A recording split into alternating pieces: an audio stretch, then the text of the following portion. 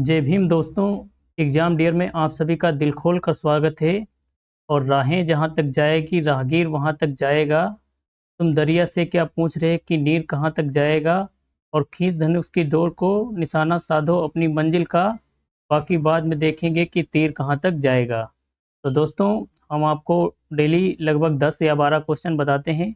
और उसमें से जितने भी विकल्प होते हैं उनके सारे के बारे में बहुत अच्छे से बताते हैं कि इस विकल्प में क्या है। तो कुल मिला के उस हिसाब से लगभग 40 क्वेश्चन कवर हो जाते हैं। और डिटेल में बताते हैं तो उस हिसाब से लगभग 60-70 क्वेश्चन का आंसर उसी 10 क्वेश्चन के विकल्पों के माध्यम से दे दिया जाता है। तो आज का आते हैं पहले सवाल पे। तो पहला सवाल क्या है, सीएजी के पद की चर्चा किस अनुच्छेद में है। सीएजी के पद की चर्चा किस अनुच्छेद में है। तो देखिए, जो सीएजी का पद होता है ये हमारे संविधान में बहुत महत्वपूर्ण पद होता है।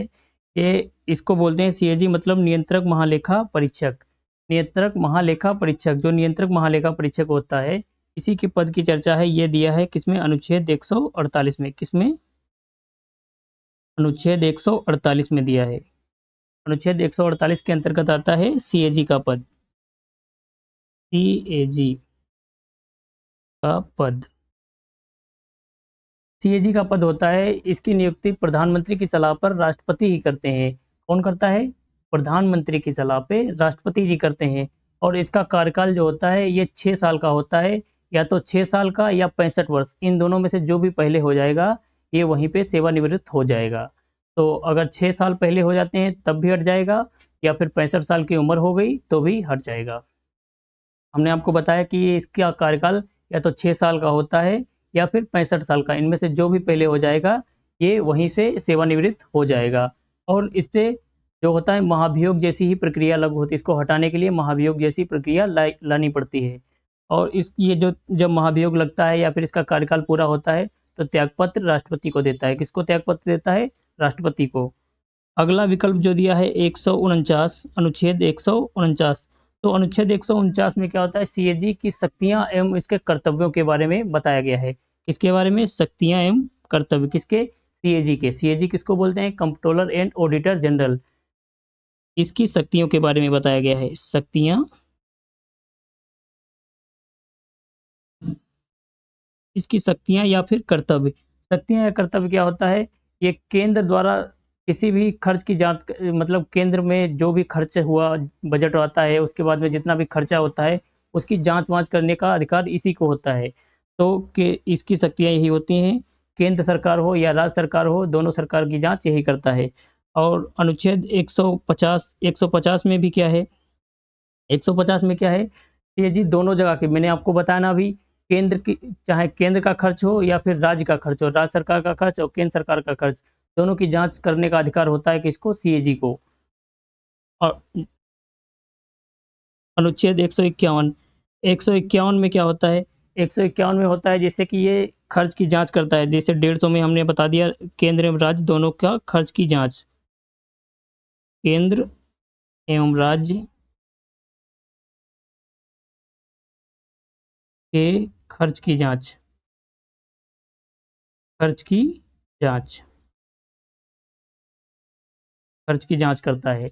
और जो ये जांच करता है तो जब केंद्र सरकार के खर्च की जांच करेगा तो राष्ट्रपति को उसकी रिपोर्ट देगा। उसकी रिपोर्ट किसको देगा, राष्ट्रपति को। केंद्र की जो जांच करेगा तो उसकी रिपोर्ट देता है राष्ट्रपति को। केंद्र की जो करेगा उसको राष्ट्रपति को, रिपोर्ट किसको देगा, राष्ट्रपति को। और जब राज्य सरकार के खर्च की जांच करेगा, राज्य सरकार की जांच करेगा तो फिर ये देगा राज्यपाल को रिपोर्ट। किसको देगा रिपोर्ट, राज्यपाल को। तो समझ में आया। 148 में क्या है, सहायता, मतलब प्रधानमंत्री के सलाह पर राष्ट्रपति जी इसकी नियुक्ति करते हैं। कार्यकाल इसका कितना होता है, या तो 6 साल या फिर 65 वर्ष की उम्र, जो भी पहले हो जाए। और 150 में दिया होता है, एक 150 में केंद्र और राज्य दोनों जगह की जांच करेगा, खर्च की जांच करेगा। और रिपोर्ट रिपोर्ट आती है 151 में।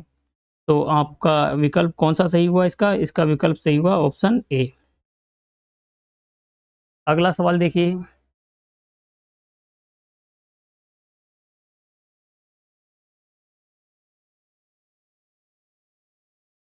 इनमें से किस अनुच्छेद के अंतर्गत राज्यपाल के पद की चर्चा है। मतलब राज्यपाल की पद की चर्चा कहाँ पे है, यही पूछा गया है। तो राज्यपाल का जो पद है, पहले तो देखिए इसमें विकल्प क्या दिया है, विकल्प दिया है 153, 153 दिया है, 155 दिया है, 159 और 161। तो जो राज्यपाल का पद होता है वो कनाडा से लिया गया था और ये अनुच्छेद 153 में आता है। कहाँ? राज्यपाल का पद 153 में, राज्यपाल का पद 153 में आता है राज्यपाल का पद।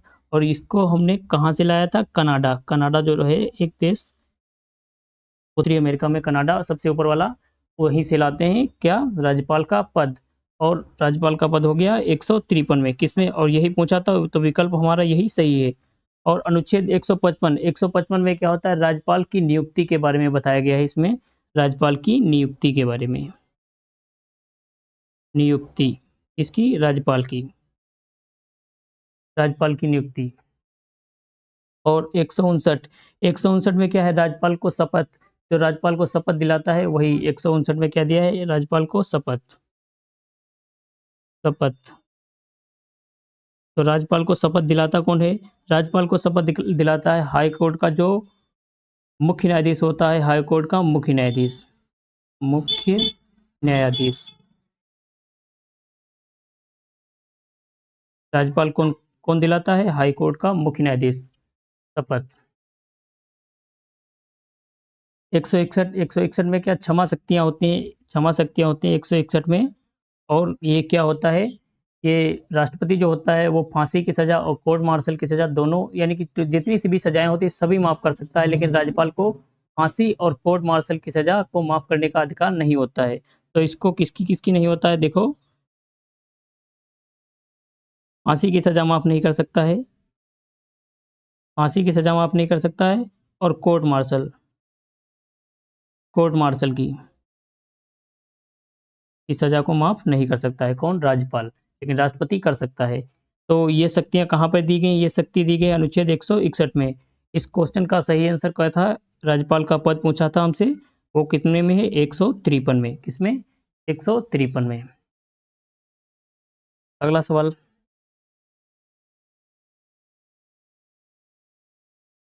मुख्यमंत्री पद की चर्चा किस अनुच्छेद से संबंधित है? मुख्यमंत्री पद की चर्चा किस अनुच्छेद से संबंधित है? तो देखिए इसमें विकल्प कितना दिया है? 163। जो 163 दिया है, 163 क्या कहता है कि राज्यपाल को सहायता और सलाह देने के लिए एक मंत्रिपरिषद का गठन किया जाएगा, और उस मंत्रिपरिषद का जो अध्यक्ष होता है, जो मेन होता है, वो होता है मुख्यमंत्री। तो ये किसमें दिया गया है? आर्टिकल 163 में। तो इसी में है सीएम की चर्चा।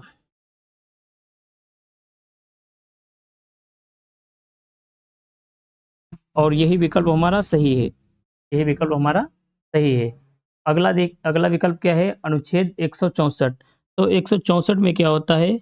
164 में होता है सीएम को सलाह, सीएम की सलाह से अन्य मंत्रियों की नियुक्ति की जाती है। तो ये चीज इसमें दिया गया है, अन्य मंत्रियों, अन्य मंत्रियों की चर्चा, अन्य मंत्रियों की चर्चा, नियुक्ति की चर्चा में आप लिख सकते हैं इसको, नियुक्ति की चर्चा। कैसे होती है नियुक्ति इनकी?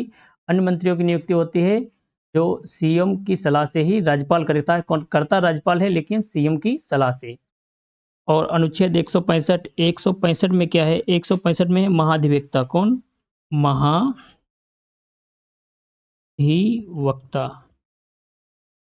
महाधिवक्ता। महाधिवक्ता क्या होता है? एडवोकेट जनरल होता है, इसको एडवोकेट जनरल बोलते हैं। जैसे केंद्र सरकार में होता है अटॉर्नी जनरल, आर्टिकल 76 में हमने आपको बताया था अटॉर्नी जनरल की चर्चा है उसमें। उसी प्रकार राज्य सरकार को जो भी कानून मंत्री होता है, राज्य सरकार का प्रथम कानून मंत्री इसी को बोलते हैं, वो होता है महाधिवक्ता, जिसकी चर्चा किसमें करी है? अनुच्छेद 165 में। किसमें? अनुच्छेद 165 में। आते हैं अगले सवाल पे। देखिए अगला सवाल क्या है, इनमें से किस अनुच्छेद के अंतर्गत, किस अनुच्छेद के अंतर्गत विधानमंडल की चर्चा की गई है? पूछ रहा है विधानमंडल जो होता है राज्य में, उसकी चर्चा किस अनुच्छेद के अंतर्गत की करी गई है? तो पहला विकल्प जो आपका दिया है, पहला विकल्प क्या दिया है, अनुच्छेद 168।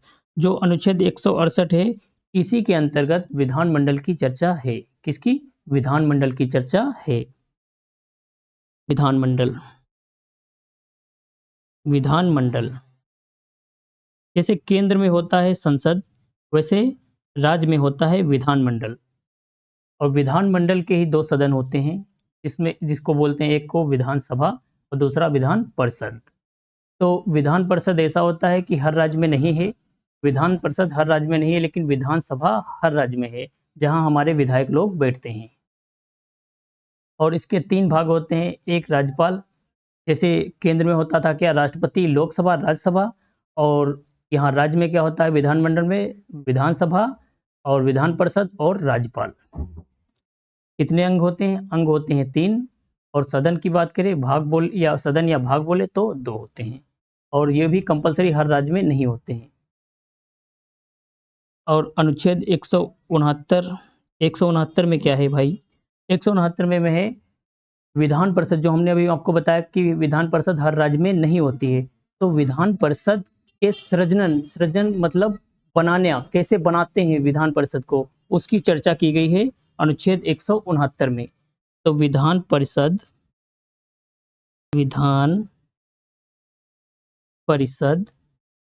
का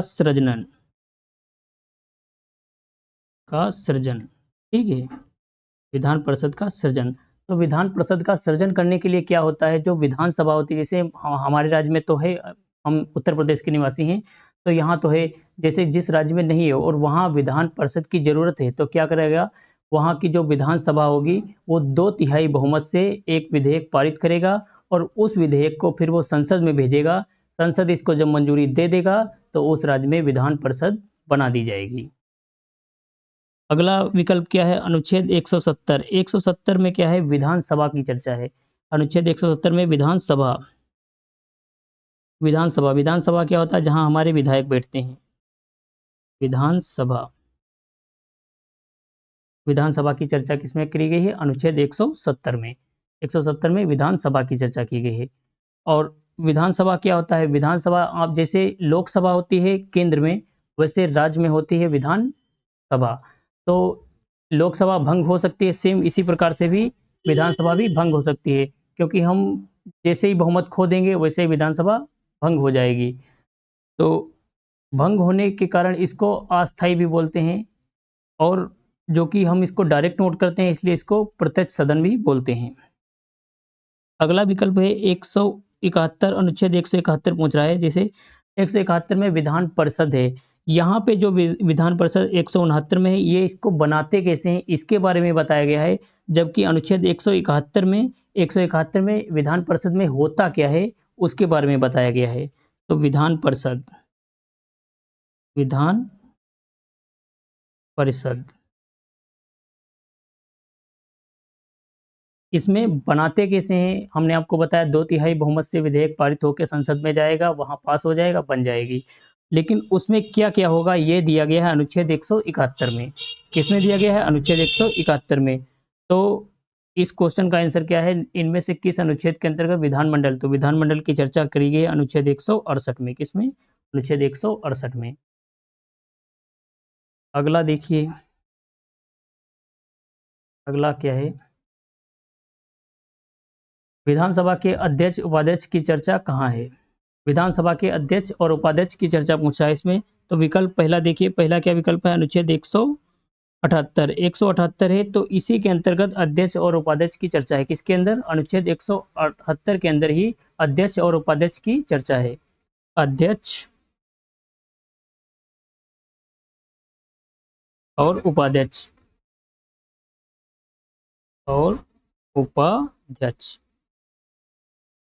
अध्यक्ष और उपाध्यक्ष की चर्चा है। जो अध्यक्ष उपाध्यक्ष होते हैं, विधानसभा जो होती है, विधानसभा को नियंत्रित करते हैं, सारे विधायक लोग बैठते हैं, उनकी कार्यवाही कैसे चलेगी कैसे नहीं चलेगी, ये सारी शक्तियां उसके पास रहती हैं। तो ये अनुच्छेद किसमें दिया गया है, अनुच्छेद 178 में विधानसभा के अध्यक्ष और उपाध्यक्ष की चर्चा की गई है इसमें। और अगला विकल्प क्या दिया है, अनुच्छेद 182। 182 में क्या है, जैसे विधानसभा में होता है अध्यक्ष उपाध्यक्ष, वैसे विधान परिषद में होता है सभापति और उपसभापति। तो वो उसके बारे में डिटेल से दिया गया है अनुच्छेद 182 में, किसके, उपसभापति और सभापति, उपसभापति और सभापति। सभापति की चर्चा की गई कहाँ, 182 में। फिर विकल्प दिया है अनुच्छेद 202। तो अनुच्छेद 202 क्या होता है, अनुच्छेद 202 होता है राज्य का बजट। क्या होता है, राज्य का बजट। राज्य का बजट किसमें दिया गया है, राज्य का बजट। ये सीधे सीधे सवाल आ जाता है कि राज्य का बजट किस अनुच्छेद में दिया गया है, तो आप विकल्प मार देना, जहाँ पे दिया हो 202, अनुच्छेद 202 है वही राज्य का बजट है। और अगला विकल्प है अनुच्छेद 213। तो 213 में क्या होता है, राज्यपाल का अध्यादेश की शक्ति। राज्यपाल की अध्यादेश की शक्ति। और राष्ट्रपति की अध्यादेश की शक्ति किसमें थी, आर्टिकल 123 में। कल हमने आपको बताया था आर्टिकल 123 में राष्ट्रपति की अध्यादेश की शक्ति, और जबकि राज्यपाल के अध्यादेश की शक्ति किसमें है, आर्टिकल 213 में। क्या है, राज्यपाल के अध्यादेश की शक्ति, अध्यादेश।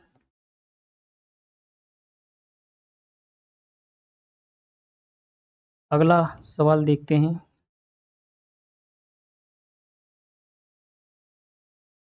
इनमें से किस राज्य में विधान परिषद नहीं है, इनमें से किस राज्य में विधान परिषद नहीं है। तो हमने अभी आपको बताया था, क्या बताया था हमने आपको, कि हर राज्य में विधान परिषद नहीं है, केवल 6 ही राज्य ऐसे हैं जहां विधान परिषद है। तो देखिए बिहार में तो विधान परिषद है, यहाँ विधान परिषद है।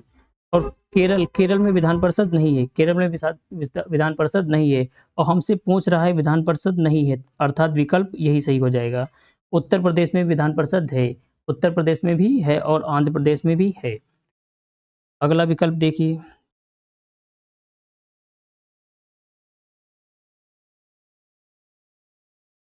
भारत के किस राज्य में द्विसदनात्मक व्यवस्था नहीं है। द्विसदनात्मक व्यवस्था का मतलब हो गया विधान परिषद कहाँ नहीं है। जैसे अभी आपको मैंने बताया 3 राज्य आपको हमने बता दिए, उत्तर प्रदेश, बिहार और आंध्र प्रदेश, 3 हो गए। और 3 और बचे हैं, टोटल 6 राज्यों में विधान परिषद नहीं है। तो उत्तर प्रदेश हो गया आपका, एक तो उत्तर प्रदेश हो गया, उत्तर प्रदेश, बिहार और आंध्र प्रदेश, आंध्र प्रदेश, महाराष्ट्र में भी है, कर्नाटक में भी है, तेलंगाना में भी है, लेकिन पंजाब में नहीं है। और हमसे पूछा क्या है, व्यवस्था नहीं है, अर्थात विकल्प डी ही सही हो जाएगा।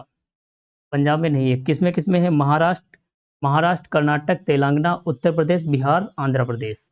टोटल कितने, 6 राज्यों में विधान परिषद की चर्चा है, 6 राज्यों में, कितने, 6 राज्यों में विधान परिषद की चर्चा है। विधान परिषद, विधान परिषद है कहाँ, 6 राज्यों में, कहाँ कहाँ, उत्तर प्रदेश, बिहार, तेलंगाना, आंध्र प्रदेश और महाराष्ट्र, और कौन बचा, कर्नाटक। अगला देखिए क्या है, हाई कोर्ट के गठन की चर्चा किस अनुच्छेद के अंतर्गत आती है। हाई कोर्ट के गठन की चर्चा, हाई कोर्ट जो था, हाई कोर्ट आप देखिए, हाई कोर्ट अनुच्छेद 214 में आता है, किसमें, अनुच्छेद 214 में आता है। इसके गठन की चर्चा 214 में है। और भारत में कितने हैं टोटल, भारत में टोटल 25 हैं हाई कोर्ट जो है, जिसको उच्च न्यायालय बोलते हैं। लगभग ये हर राज्य में होना चाहिए, लेकिन क्या होता है, कोई कोई छोटे राज्य होते हैं, जब छोटे राज्य होते हैं तो छोटे राज्य को आपस में ही मर्ज किया कर दिया जाता है। और छोटे राज्य को जब आपस में मर्ज कर दिया जाता है तो 2 राज्यों का भी एक ही हाई कोर्ट से काम चल जाता है, कहीं कहीं तो 3 का भी चल जाता है। आप इधर जाओगे हमारे नॉर्थ ईस्ट में जो गुवाहाटी में हाई कोर्ट है, वहाँ वो कई राज्यों को देखता है अकेला ही, क्योंकि छोटे छोटे राज्य हैं उधर के, जो 7 सिस्टर में जो भी आते हैं छोटे छोटे राज्य हैं, तो गुवाहाटी का जो न्यायालय है वो कई राज्यों का देखता है कार्यभार। और ऐसा भी होता है कि बड़ा राज्य है जहाँ ज़्यादा जनसंख्या है, जैसे हमारा उत्तर प्रदेश है, तो वहाँ उसकी खंडपीठ एक अलग से दी गई है, एक लखनऊ में, एक इलाहाबाद में। तो जब बड़ा राज्य होता है तो वहाँ पे 2 हाई कोर्ट हो जाते हैं, और छोटे राज्य जहाँ पे रहते हैं तो 2 छोटे राज्य या 2 से ज़्यादा छोटे राज्य आपस में ही काम चलाते हैं। तो अनुच्छेद 214 में क्या है, हाई कोर्ट के गठन की चर्चा है, हाई कोर्ट के गठन की चर्चा है।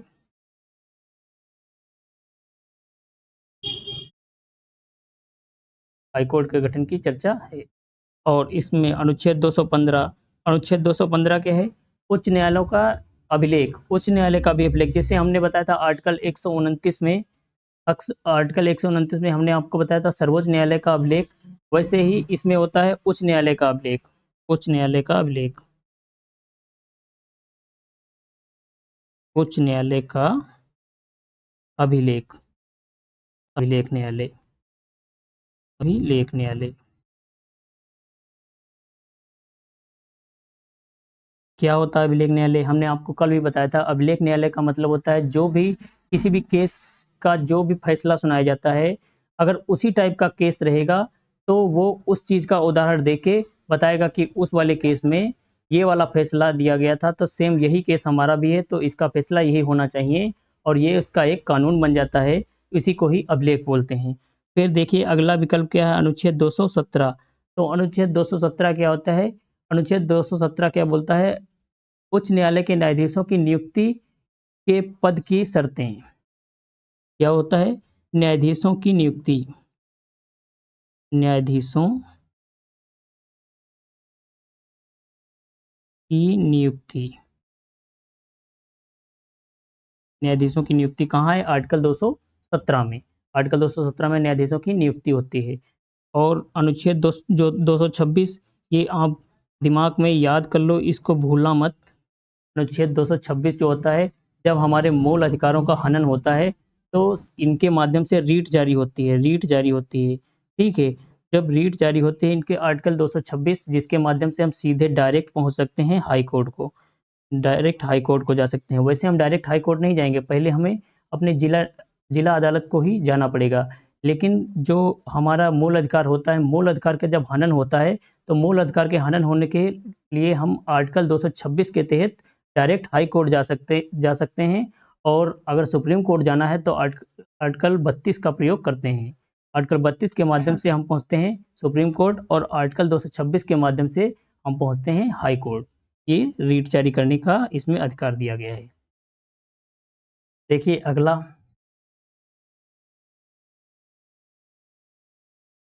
दो या दो से अधिक राज्यों के लिए एक ही उच्च न्यायालय की स्थापना की जाएगी, किस अनुच्छेद के अंतर्गत आता है? अभी हमने आपको बताया था कि दो या दो से अधिक राज्यों के लिए भी एक ही उच्च न्यायालय का गठन किया जा सकता है। जैसे गुवाहाटी इसका बहुत महत्वपूर्ण उदाहरण है, गुवाहाटी इसका बहुत महत्वपूर्ण उदाहरण है। और ऐसा भी होता है कि एक ही राज्य में एक उच्च न्यायालय की एक खंडपीठ कहीं दूसरी जगह स्थापित की जा सकती है उसी राज्य में, जैसा हमारे उत्तर प्रदेश में है। तो ये किस अनुच्छेद में दिया है कि मतलब एक एक ही उच्च न्यायालय दो या दो से अधिक राज्यों को देखेगा? तो ये आपका हम आपको बताते हैं। पहला विकल्प देखिए क्या दिया है। पहला विकल्प दिया है अनुच्छेद 221। तो 221 जो होता है, 221 के तहत आता है उच्च न्यायालय के न्यायाधीशों का जो वेतन मिलता है, वो क्या? वेतन, न्यायाधीशों का वेतन, न्यायाधीशों का वेतन, न्यायाधीशों का वेतन। और फिर क्या है? अनुच्छेद 231। तो 231 जो है, 231 में ये इसकी चर्चा की गई है, दो या दो से अधिक राज्यों के लिए उच्च न्यायालय की स्थापना। तो यही विकल्प हमारा सही है, जिसमें क्या दिया गया है? दो या दो से अधिक राज्यों के लिए एक ही उच्च न्यायालय की स्थापना, किसमें? अनुच्छेद 231 में। और अगला विकल्प क्या है? अनुच्छेद 233। तो 233 जो दिया गया है, ये जिला न्यायाधीशों से, जो जिला में न्यायाधीश होती हैं उनकी नियुक्ति के बारे में बताया गया है। जिला न्यायाधीशों की नियुक्ति, जिला न्यायाधीशों की नियुक्ति